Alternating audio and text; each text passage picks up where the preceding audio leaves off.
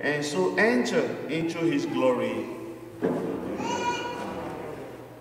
The Lord be with you. A reading from the Holy Gospel according to John. Glory to you, Lord.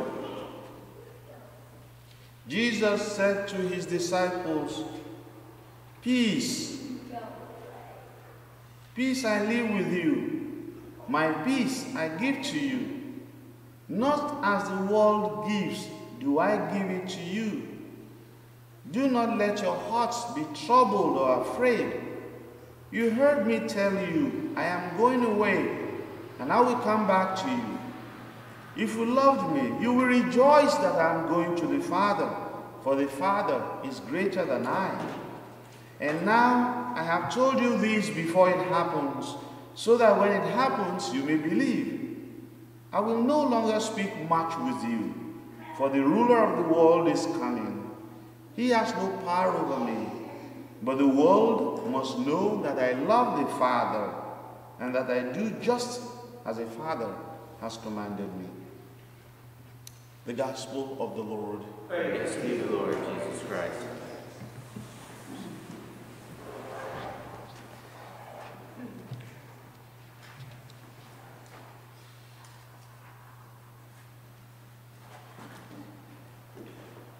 The ruler of the world is coming,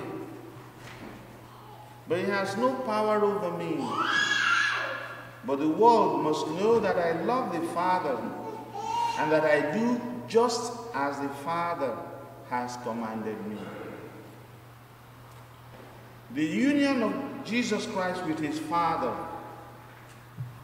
is so wonderful. What the church refers to the councils as a hypostatic union between the Father and the Son. So Jesus is both God and human.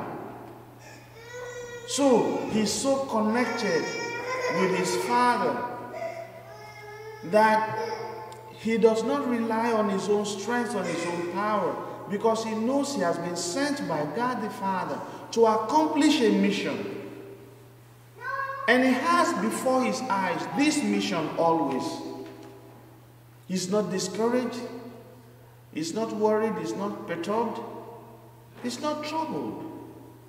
He's always focused on the mission. And he knows the one who empowers him for the mission is capable. And he has the ability to accomplish the mission. That's why he told his apostles, "Peace I leave you. Do not let your hearts be troubled." Do not let your hearts be troubled or afraid. What is it that will make us be afraid? At home, at work, in the neighborhood, in the community, everywhere we belong to, what is it that makes us to be afraid or troubled? Fear comes from "I can do it." Fear comes from "I can deliver. I need no helper." That's where fear comes from. Fear comes from thinking that everything depends on me. It all depends on me, and I can plan it. I can make it happen. No. Jesus, he depended on his Father. And every apostle, every disciple, every Christian must depend on the Father. Depend on the power that comes from Jesus. The apostles, Paul and Barnabas, they were all over the place. The church in Antioch set them out. They prayed over them. And the Holy Spirit said clearly, they heard it, "Set aside Paul and Barnabas for me, for the mission that I have for them." Do we still listen to the Holy Spirit today? Can we recognize the voice of the Holy Spirit, or it's already drowned by our own voices, or the voice of the world, or the voice of the out there?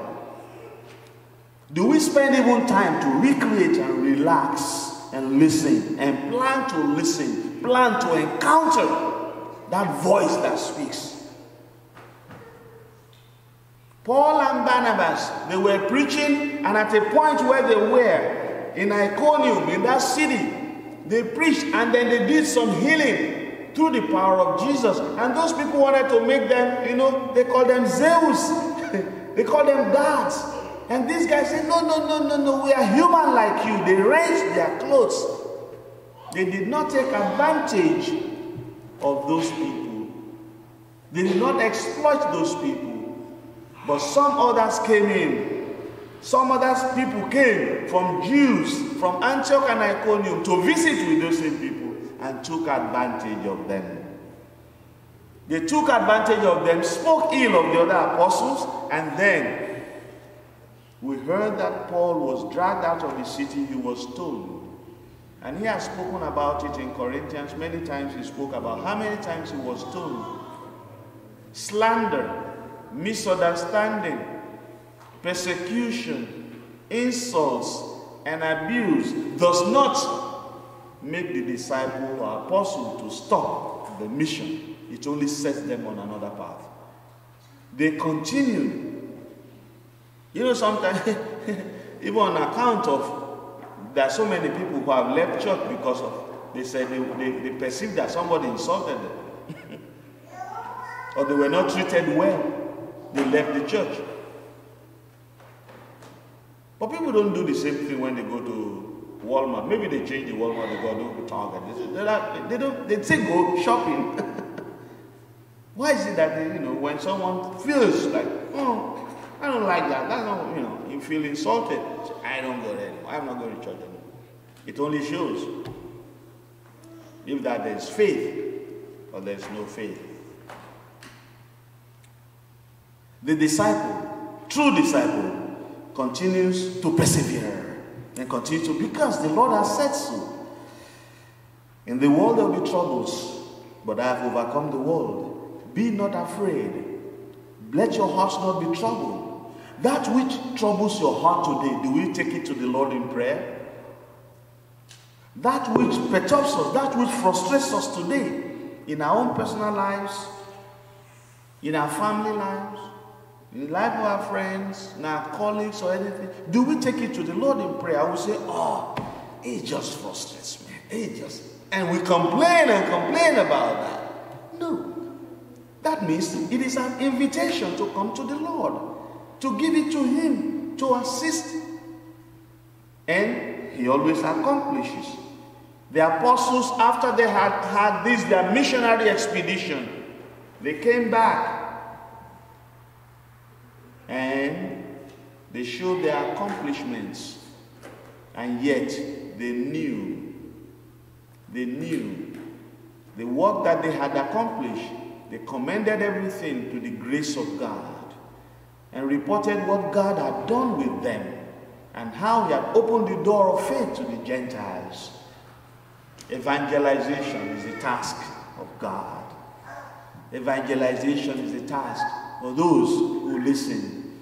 Evangelization is the task of those who are commissioned, who are fired up enough to be led to go where the Spirit leads, despite the challenges or barriers or obstacles that come our way. Something is very, very important, knowing that accomplishments comes from God. The church will grow through God's activity if we let Him. If we let God, He will do the work.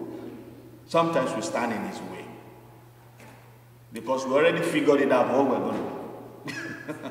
And we stand in the way of God. But if we allow God to go on, to do the work, we will be so shocked about the accomplishments that will happen. Paul surrendered his intellectual ability. Barnabas surrendered his own reputation in the midst of the apostles and encouraged Paul. He saw the talent in Paul and he encouraged him and continued. Initially, they always said Barnabas and Paul. Barnabas was the one who introduced Paul to the community. But as time went on, Paul was ahead, but Barnabas was still with him. He didn't say, that guy is taking the shine. Or everybody now goes to him. No, he just allowed so that the Spirit of God can work. It only works in humility. And until we become friends of Jesus, we don't realize. Your friends make known, O Lord, the glorious splendor of your reign, of your kingdom. We must know first. We must enjoy it first. We must recognize first. We must know that this kingdom, we cannot do anything else except to find ourselves in this kingdom.